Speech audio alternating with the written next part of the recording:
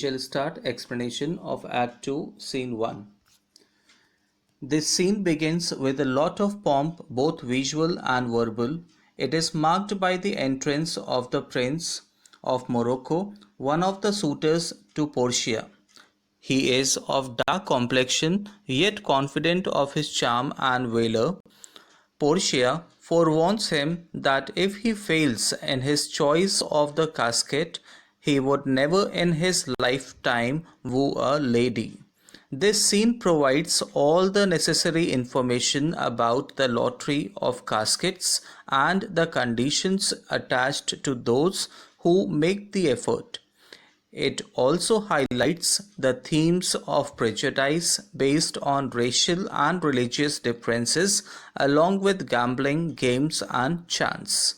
Okay, so in this scene, what are the things we are going to study?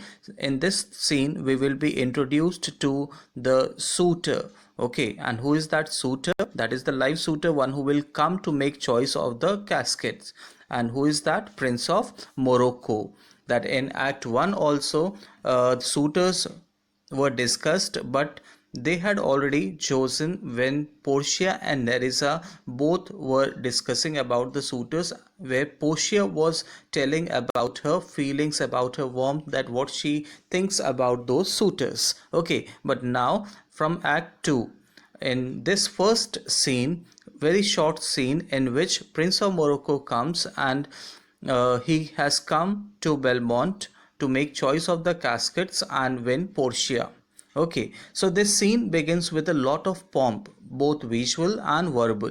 It is marked by the entrance of the Prince of Morocco, one of the suitors to Portia, and he is of dark complexion. That Prince of Morocco is of dark complexion, yet confident of his charm and valor.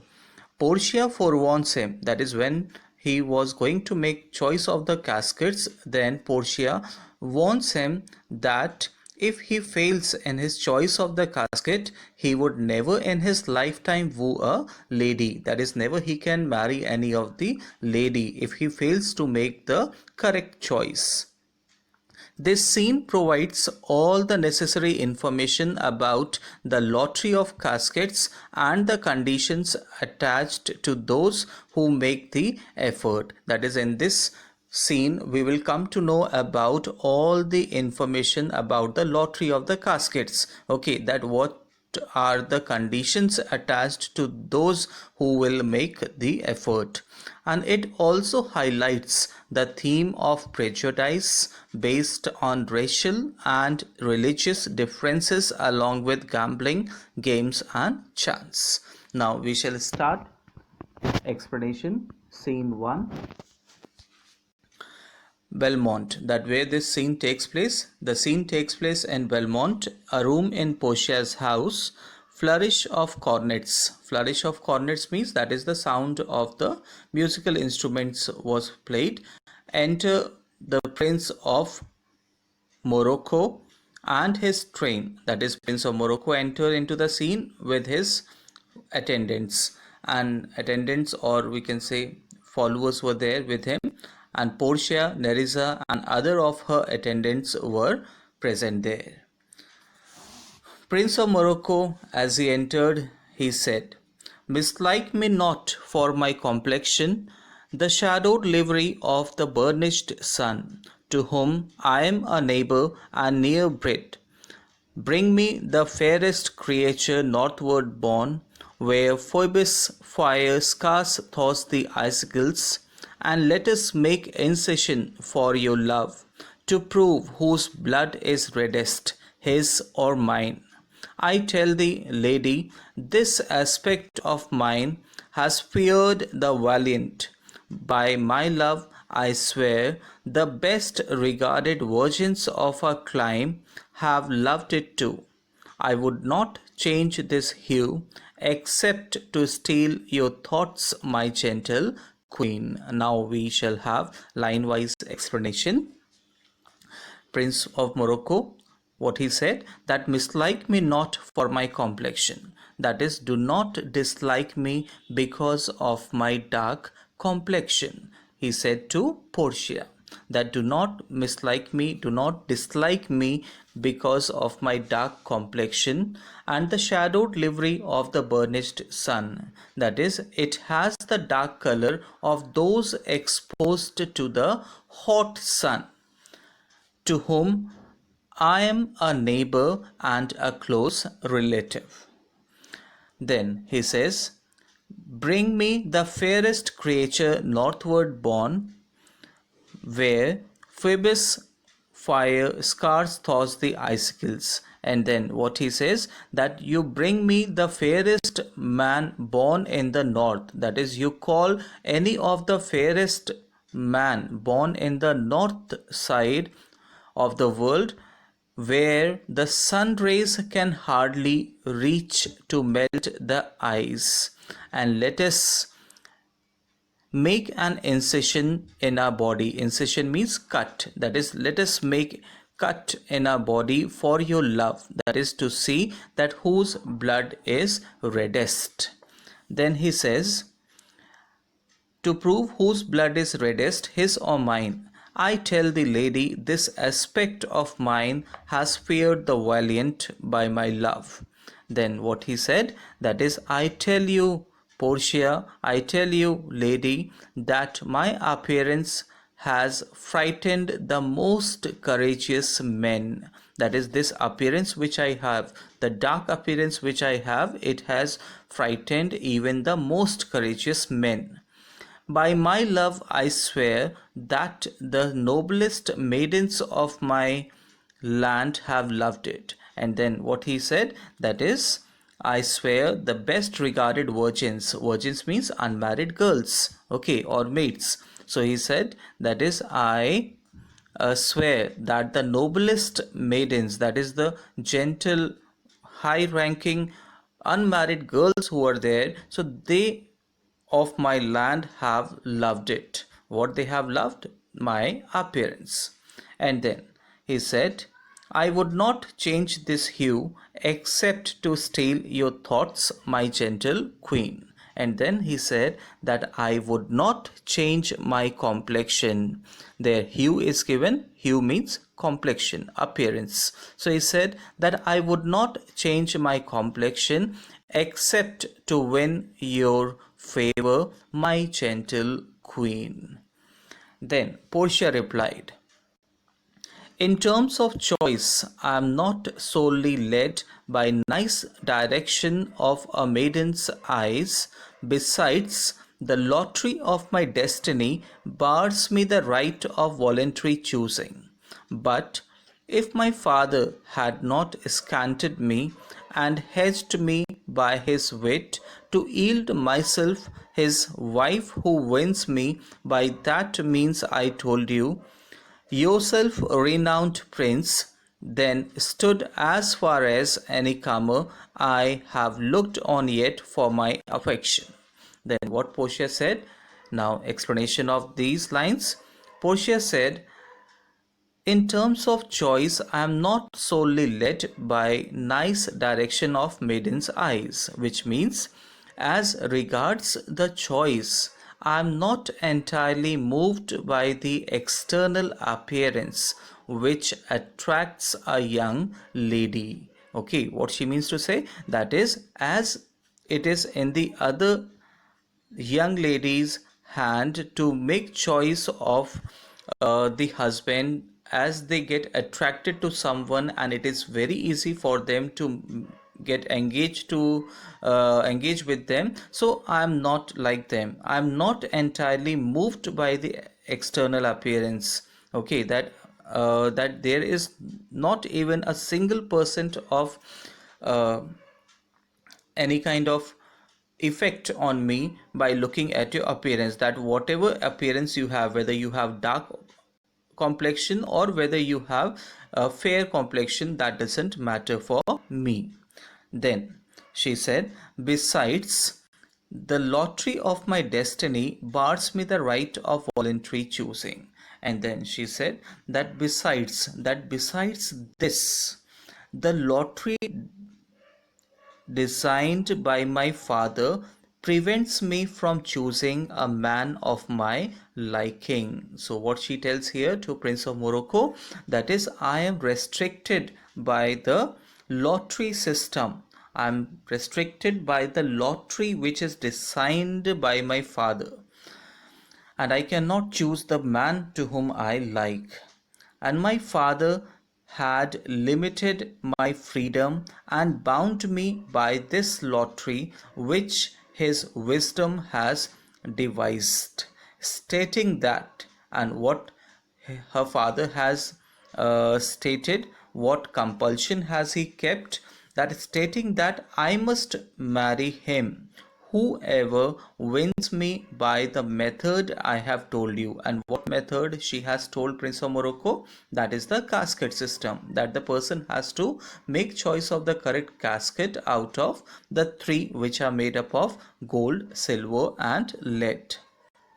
Then she said, yourself renowned prince then stood as fair as any comer I have looked on yet for my affection.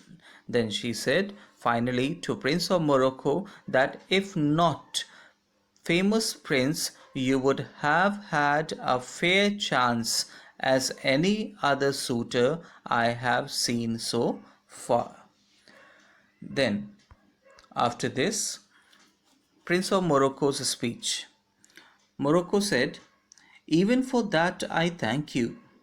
Therefore, I pray you, let me to the caskets to try my fortune. By this scimitar that slew the Sophie and a Persian prince, that won 3 fields of Sultan Soliman, I would outstare the sternest eyes that look, outbrave the heart most daring on the earth, pluck the young sucking cubs from the she-bear, ye mock the lion when he roars for prey to win thee, lady, but alas the while, if Hercules and Lycas play at dice, which is the better man, the greater throw may turn by fortune from the weaker hand. So is Alcides beaten by his page, and so may I, blind fortune leading me, miss that which one worthier may attain and die with grieving.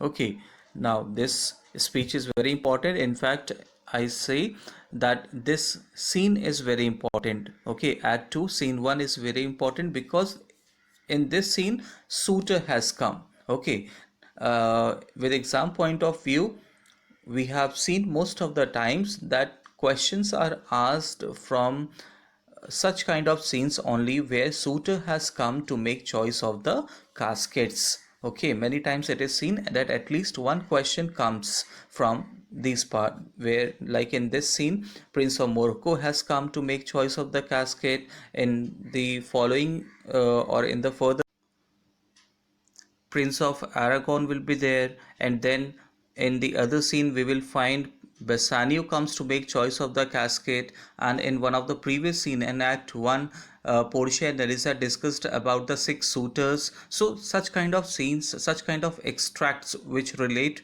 are very important from exam point of view. Okay, so you should understand them very very very carefully, children. Okay, now we shall proceed. Explanation of Morocco's speech, page number 46, this one. Yeah, even for that I thank you.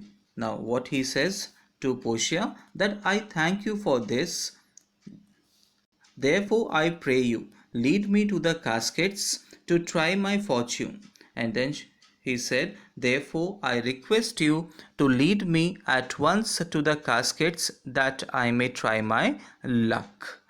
And after this he said, by this scimitar that slew the Sophie and a Persian prince, that won 3 fields of Sultan Soliman, I would outstare the sternest eyes that look. Now what he said, that I swear by this sword. Okay, scimitar is given, that means sword. That I swear by this sword with which I slew the Shah of Persia and a prince Persian who had won 3 battles against the Sultan of Turkey. And then he said, I would definitely look into the most fierce eyes. I would challenge the most brave men on earth. Okay, now this line you can see that he said that I would outstare the sternest eyes that look. Okay, so I would definitely look into the most fierce eyes. I would challenge the most brave men on earth. And he also said that outbrave the heart most daring on the earth. That is, that I could challenge. Outbrave means challenge. That I would challenge the most brave men on earth and pluck the young sucking cubs from the she-bear, that I would snatch away the young sucking cubs from the mother bear, and even I can challenge the hungry lion which is roaring for his prey in order to win you. Okay, now here you can see with his speech what we come to know about Morocco, that he is very much confident. He is overconfident about his bravery, about his courage. So that's why he says that these difficult tasks, these impossible tasks which are there, that also even I can do, I can challenge in order to win you Portia. Okay, that he said that I can even challenge the most brave person who is there on this earth. All the brave men who are there, I can challenge them, I can fight with them. And he said that I can even pluck the young sucking cubs from the she bear, and even I can fight with the lion when he is very much hungry. Okay, in order to win you Portia. Then he said, uh, but alas the while. And then what he said, but alas the while, now he is grieved. Okay, he feels sad thinking about something, that but alas, if Hercules and Lycas play at dice, which is the better man, the greater throw may turn by fortune from the weaker hand. So he said, if the great Hercules and his servant Lycas play a game of dice to decide which is the better man, the winning throw may come by chance from the hand of the weaker man. Okay, now who is this Hercules? Hercules is son of Alcides. So here he said that if Hercules and Lycas, that is his servant, play the game of dice, and it may also happen that Hercules may get beaten up by his servant in the game. The same thing can happen with me also, that if I try my luck, if I try to make choice of the casket, if I try my chance, then there is possibility that I may lose this casket system. Okay, and then he said, so is Alcides beaten by his page. So he said that is, this is how Alcides was beaten by his own servant. Page is there, page means servant. Alcides is another name of Hercules. So he said that this is the way how Hercules was beaten up in the game of dice by his own servant. And so may I, and same thing can happen with me also. Okay, that Hercules may defeated by his servants. So if I have only blind chance to win here, I may miss that which one less worthy may win. In that case, I should die of sorrow. And then he said that if it happened, then I will die of sorrow. Then after this, Portia said, you must take your chance and either not attempt to choose at all, or swear before you choose, if you choose wrong, never to speak to lady afterward in way of marriage. Therefore, be advised. Now, what Portia said to Prince of Morocco, she replied that you must take your chance. In fact, either you should not attempt to choose the casket or swear before choosing that if you make the wrong choice, you will never again woo another lady. So, on the subject of marriage, think carefully before you choose. Okay, then Morocco said, nor will not come. Bring me unto my chance. Then Morocco said to Portia that no, I will not, that I will not quit, I will surely take my chance. Come, lead me to the place that I may make my choice. Then Portia replied, first forward to the temple, after dinner your hazard shall be made. Then Portia said that first let us go to the temple, that is, let us go to the church, and after dinner your difficult choice will be made, that after your dinner you can try your luck. Then Morocco said that good fortune then to make me blessed or cursed among men. Then Morocco said it means may I have the good fortune, that he wishes for himself that may I have the good fortune when I make choice. The choice will make me the most happy or the most cursed among men. Okay, now with this we have finished the explanation of this short and sweet scene, Act 2, Scene 1. And it is very important, children, as I have told you, and it will be continued further as the scene will come. So in the next video we shall have the explanation of Act 2 Scene 2, and keep doing your workbook, keep practicing your workbook. The extracts which are given, the questions which are given based on the extracts are very important to practice, children. Okay, the more you will listen to the explanation, the more you will understand in better way this Merchant of Venice. Okay, goodbye.